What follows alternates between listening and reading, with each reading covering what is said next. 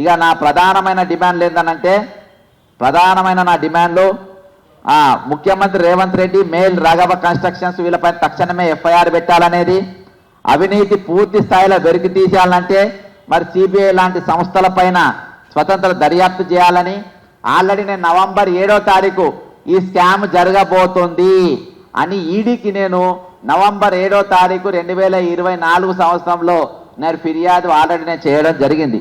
సుంకశీల విచారణ నివేదిక బహిర్గతం చేయాలి. ఇంతవరకు దాన్ని బయట పెట్టకుండా బ్లాక్ లిస్ట్లో ఎక్కాల్సిన మేయా కంపెనీని ఈరోజు నెత్తికెక్కించుకొని ఇంత పెద్ద వర్క్ వన్ సైడ్లా ఎంత 1450 కోట్లు ఉండాల్సిన వర్క్ను తీసుకుపోయి ఏకంగా 4350 కోట్ల రూపాయలు పెంచిండ్రు. దీనిపైన మేధావులు మాట్లాడారు, డిబేట్లు ఉంటాయి, చర్చకు రావు. మరి దువ్వెన గురించి చర్చలు జరుగుతాయి ఛానళ్ళల్లో గంటలు. మన ఏది విజయసాయి రెడ్డి చెప్పుల సాక్షుల గురించి గంటలు చర్చలు జరుపుతారు ఛానళ్ళల్లో. ఇంత పెద్ద స్కామ్ జరిగితే ఎవరికి గణవార్తలేదా? ఏ ఛానల్లో గణవార్తలేదా? ఏ మేధావి గణవార్తలేదా? ఏ ప్రకటిత మేధావి గణవార్తలేదా? ఏ తెలంగాణను కిందికి చేయగల తలకిందులు చేసే సామర్థ్యం ఉందని చెప్పుకునేటోళ్లకు ఈరోజు ఇవన్నీ గణవార్తలేవా? ఈరోజు ప్రతి ఒక్కరు నోటి తెరవాల్సిన అవసరం ఉంది, ప్రతి ఒక్కరు మాట్లాడాల్సిన అవసరం ఉంది. కఠినమైన చర్యల కోసం ఎందుకు ఈరోజు సామాజికవేత్తలు కానీ సామాజిక కార్యకర్తలు కానీ ఎందుకు అడుగుతలేరు? మేము డిమాండ్ పబ్లిక్ ప్రొక్రూట్మెంట్ ప్రక్రియలో పారదర్శకత మరియు న్యాయబద్ధత నిర్మించిన కఠినమైన చర్యలు చేపట్టాలి మా ఇంకో డిమాండ్. కాబట్టి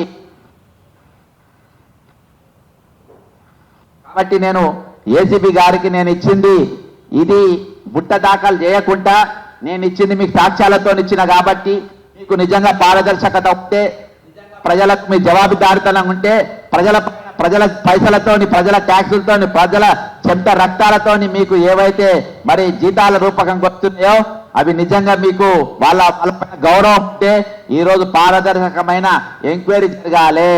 వీళ్ళను ఖచ్చితంగా జైల్లోకి పోవాలి. వీటిపై చేస్తే ముఖ్యమంత్రి రేవంత్ రెడ్డి గారు, పొంగిలేటి శ్రీనివాస్ రెడ్డి గారు, మేఘా కృష్ణారెడ్డి గారు, వేం నరేందర్ రెడ్డి గారు ఖచ్చితంగా 101% తిహార్ జైల్లో ఉంటారు. తప్పించుకునే అవకాశం లేదు. వాళ్ళు దొరికిపోయినరు, సమాజంలో దొరికిపోయినరు.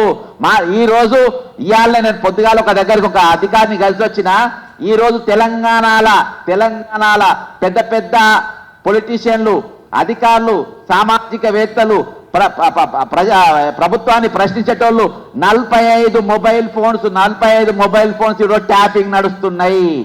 45 మొబైల్స్ ఈరోజు అత్యధికంగా 25 మొబైల్ ఫోన్స్ కేవలం కాంగ్రెస్ పార్టీకి చెందినటువంటి నాయకులదే.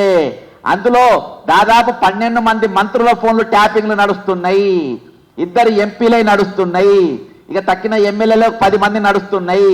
ఈరోజు 45 ఫోన్లు ట్యాపింగ్లలో నడుస్తున్నాయి. కాబట్టి నేను ఈ విధంగా అందులో నా ఫోన్ కూడా ఉన్నది. కాబట్టి ఎవరన్నా నాది ఇప్పుడు మాది ఏమున్నా ఓపెన్గా ఉంటుంది. నా ఇల్లు ఓపెనే ఉంటుంది, మా డాక్యుమెంట్లు ఓపెనే ఉంటుంది, మేము మాట్లాడేది ఓపెనే ఉంటుంది, మేము చేసేది అంతా అన్ని ఒకటే ఉంటాయి. కానీ నీ దర్యాప్తు సంస్థలు, నువ్వు దర్యాప్తులు, నీ విజిలెన్స్లు, నీ టెండర్ రిపోర్ట్లు, నీ టెండర్ బిడ్లు అన్ని కూడా బహిరంగం చేయకుండా లోపల దొంగల లెక్క దాచుకుంటారు. ఎందుకంటే ఈరోజు దొంగల పాలన నడుస్తుంది.